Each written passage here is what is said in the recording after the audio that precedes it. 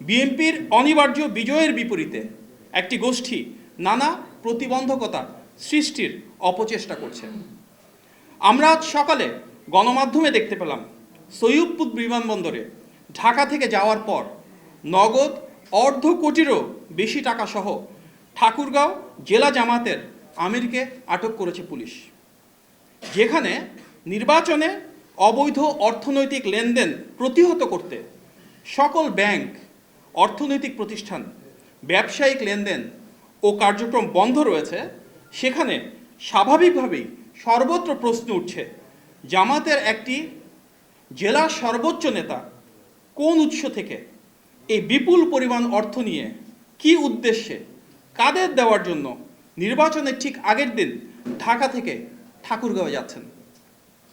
টানা 4 দিন যেখানে দেশের সকল ব্যবসায়িক কার্যক্রম বন্ধ রয়েছে, সেখানে এত বিপুল পরিমাণ অর্থ কোন ব্যবসায়িক প্রয়োজনে ব্যবহৃত হতে পারে সেটি বোঝার জন্য বিশেষজ্ঞ হওয়ার প্রয়োজন নেই।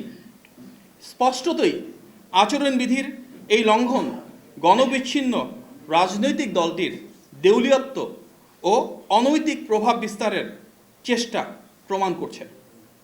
যারা ইনসাফ প্রতিষ্ঠা ও দুর্নীতির বিরুদ্ধে বয়ান তৈরি করে, তাদের কাছে প্রশ্ন করা যেতেই পারে টাকা দিয়ে ভোট কেনা তাদের সেই দুর্নীতি বিরোধী বয়ানের সাথে কতটা সঙ্গতিপূর্ণ। সৈয়দপুর বিমানবন্দর কাণ্ডকে বিচ্ছিন্ন বলে দেখার সুযোগ নেই, কারণ দেশের অন্যান্য জায়গার মতো জামাতের আমিরের নির্বাচনী আসন ঢাকা 15তেও একই রকম অবৈধ অনৈতিক লেনদেনের ঘটা সংঘটিত হতে দেখা গিয়েছে। আরও দেখা গিয়েছে কুমিল্লা, নোয়াখালী, খুলনা সহ দেশের অসংখ্য জায়গায়। ইতিপূর্বে দেশটি আমরা দেখেছি দেশব্যাপী দলটির নেতাকর্মীরা বাসায় বাসায় গিয়ে ভোটারদের বিকাশ নম্বর ও ভোটার আইডি নিয়েছিলেন। তবে বিকাশ, রকেট বা নগদের মাধ্যমে এভাবে অবৈধ অর্থ প্রেরণ বা জান্নাতের টিকিটের প্রলোভনকে ধর্মপ্রাণ দেশবাসী ইতিমধ্যেই প্রত্যাখ্যান করেছেন।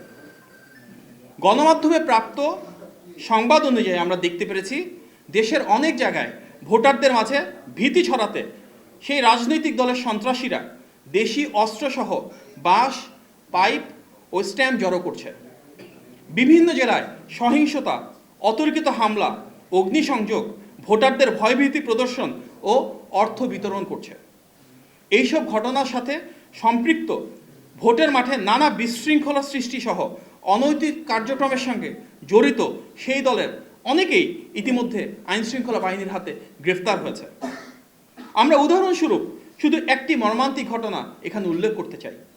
বগুড়া 4 আসনে নন্দীগ্রামে জামাতের চিহ্নিত সন্ত্রাসীদের হামলায় থালতা মাঝগ্রাম ইউনিয়ন বিএনপির সভাপতির মাসুদ রানার চোখে গুরুতরভাবে ক্ষতিগ্রস্ত হয়েছে। তার চোখে দৃষ্টি হারানোর খবর ছড়িয়ে পড়লে তার মা স্ট্রোক করে মারা যান। অত্যন্ত বেদনাবহুল এই ঘটনার প্রেক্ষিতে আমরা তীব্র নিন্দা এবং দ্রুত বিচারের দাবি জানাই। আমরা অতি দ্রুত দেশব্যাপী নির্বাচন কমিশন তথা রিটার্নিং অফিসার এবং আইন শৃঙ্খলা বাহিনীর কাছে প্রতিটি ঘটনা সর্বোচ্চ গুরুত্ব দিয়ে প্রয়োজনীয় ব্যবস্থা গ্রহণের জোর দাবি জানাচ্ছি।